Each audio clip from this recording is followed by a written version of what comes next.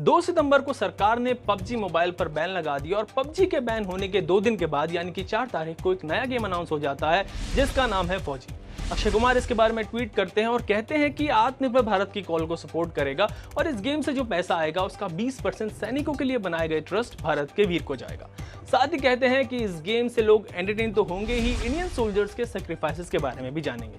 मतलब नए गेम का अनाउंसमेंट तो ऐसे हुआ कि जैसे बस पबजी के बैन होने का इंतजार हो रहा था। वेल, इंतजार था या नहीं था, दैट्स अ डिफरेंट इशू। लेकिन आज के इस टेक टॉक वीडियो में मैं आपसे बात करूंगा पबजी के ही इस ऑल्टरनेटिव गेम फौजी की। बताऊंगा कि ये गेम कैसा है, साथ ही इस गेम पर कुछ सवाल भी उठ रहे हैं। जैसे कि कहा जा रहा है कि इसमें कुछ एलिमेंट्स हैं जो कॉपी किए गए हैं, इसके अनाउंसमेंट की टाइमिंग्स पर भी कुछ सवाल हैं, तो इन सब सवालों के जवाब भी इस वीडियो में तलाशने की कोशिश करेंगे।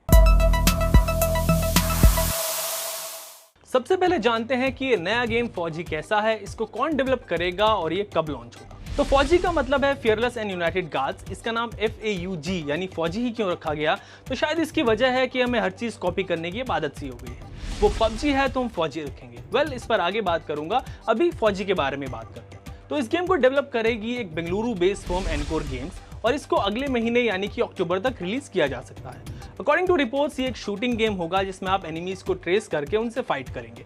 मल्टीप्लेयर गेम होगा जिसमें 5 प्लेयर्स एक साथ खेल सकेंगे। मतलब जैसा हर शूटिंग गेम में होता है यहाँ पर भी बिल्कुल वैसे ही होगा। एनकोर गेम्स फौजी को तो डेवलप करेंगे, पर इसका जो कॉन्सेप्ट है वो अक्षय कुमार का है और ये उन्हीं की मेंटरशिप में बनाया जाएगा।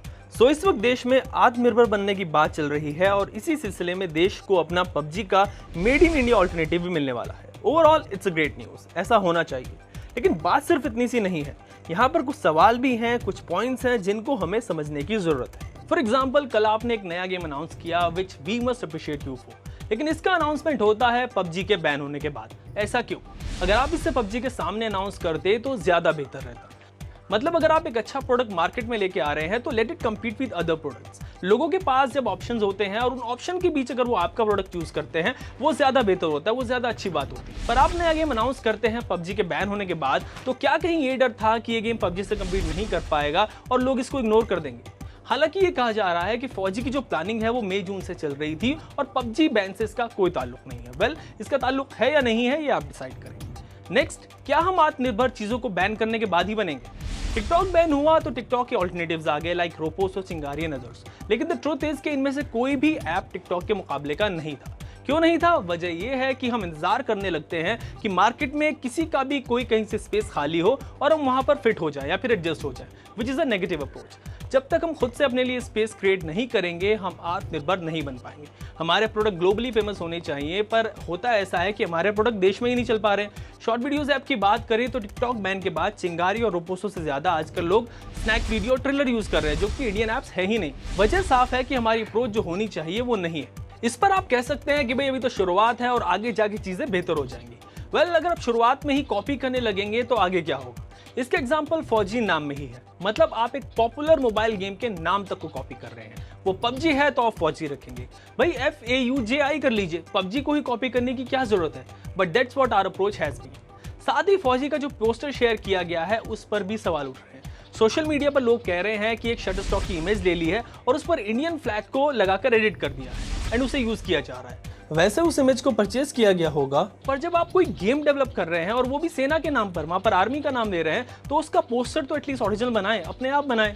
ऐसे ही कुछ महीने पहले एक बड़ी फर्म ने जूम और Google Meet video calling app का राइवल ऐप बनाया था और अगर आप उसको भी देखेंगे तो उसमें भी चीजें गूगल मीट और जूम से कॉपी की गई हैं। और ये सब करने के बाद बात की जाती है आत्मनिर्भरता की और आर्मी का नाम लेकर आप अपने गेम को प्रमोट करते हैं। तो क्या आपके गेम को किसी इमोशनल सपोर्ट की जरूरत होगी?